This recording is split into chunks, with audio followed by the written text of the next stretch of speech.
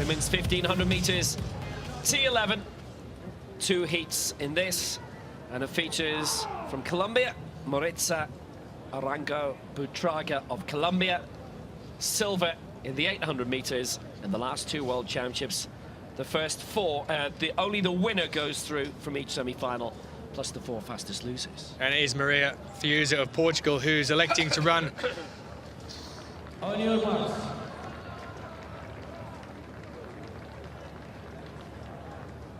She's in lane 3 with her guide. It's Curtsy in 1, Arango Butrago of Colombia who goes in 2, Bazone Teixeira of Brazil in 4, and in lane 5 it is Ayza Ozkan of Turkey, and away they go, and it is the Colombian Arango Butrago who gets away out in front there, followed by Brazil's Bazone Teixeira as they take out the lead at the front. So the first to go through in each heat in qualifying. The championship record for this is 5 minutes 02:53. Set way back in 1998. Not actually competed in 2013 in Leon, this event. But out front, it's presently Arango Butrago of Colombia who leads from the Brazilian Bazone Teixeira, who's taking the path just behind us, about 3 or 4 meters behind at present. And then from there, it is the South African Luzanne Curtsy in 3rd place, followed in by the remaining 2 contestants at the back there. It is the Oksana Ayza of Turkey, but out in front at present is a 2-horse race between the Brazilian Bazone Teixeira and Arango Butrago out in front. So this being the T11, everybody has a guide. It's not an event that's run very often. Wasn't competed for in the European Championships last year, or at London 2012, or indeed at the World Championships in 2011. Maritza Arango Butrago of Colombia, with those 2 championship medals to her name. Her guide is Jonathan Taibes Sanchez Gonzalez. It's a solid, secure lead for at the moment. Renata Bazone Teixeira in 2nd place with a guide Fernando Ribeiro Jr. And then a large gap, maybe 40 meters back to 3rd place, Luzanne Curtsy of South Africa, alongside Ruxney from NAC. And then really tightly bunched, because then you've got the Portuguese Maria Fiuza, whose guide was unidentified at the start list ahead of the race, and Ayza Ozkan of Turkey along with Kemal Kush. So 2 laps to go. It's the Colombian Maritza Arango Butrago who leads, the Brazilian Renata Bazone Teixeira just behind her.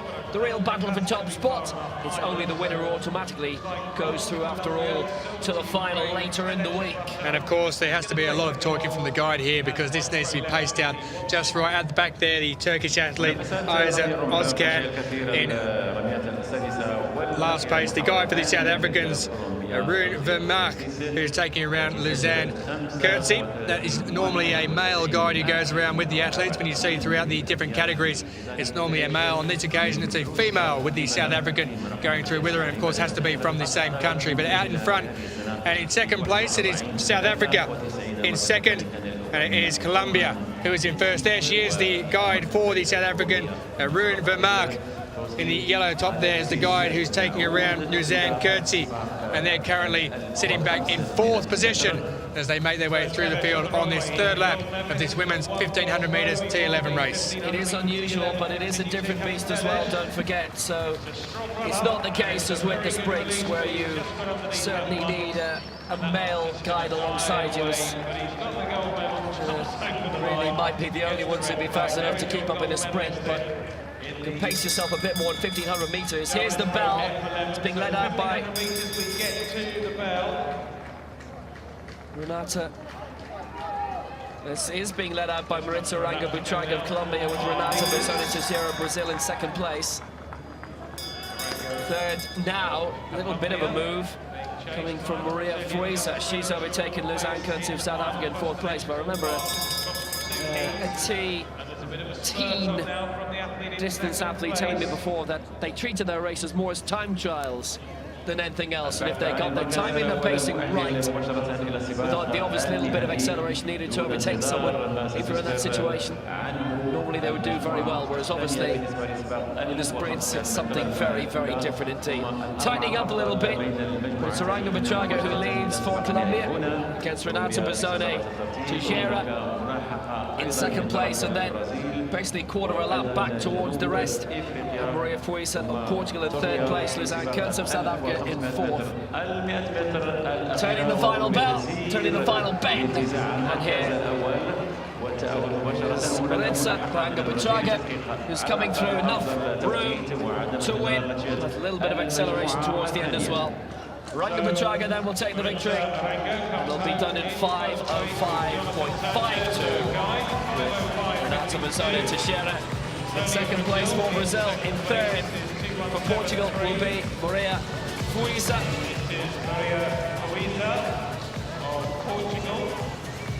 No major need for binding in this stage, although some will have that still. And Kurtz with a female guide coming through in fourth place.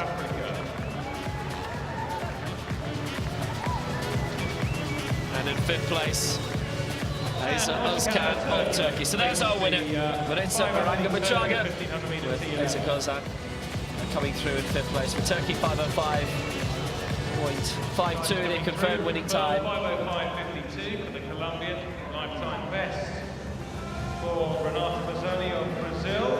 It is only the winner that qualifies, remember, and for the moment that is Maritza Arango Buitrago.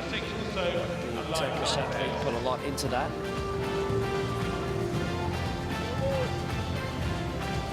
Very loose binding. And there's the thing I was saying about athletes at this distance treating it as a time trial. And basically they were using a wristband to keep the link together, which is probably very wise.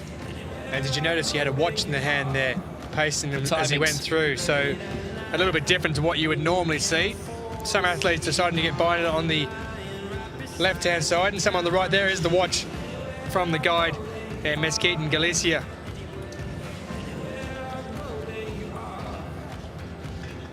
That's exactly the plan that was borne out, and the victory confirmed.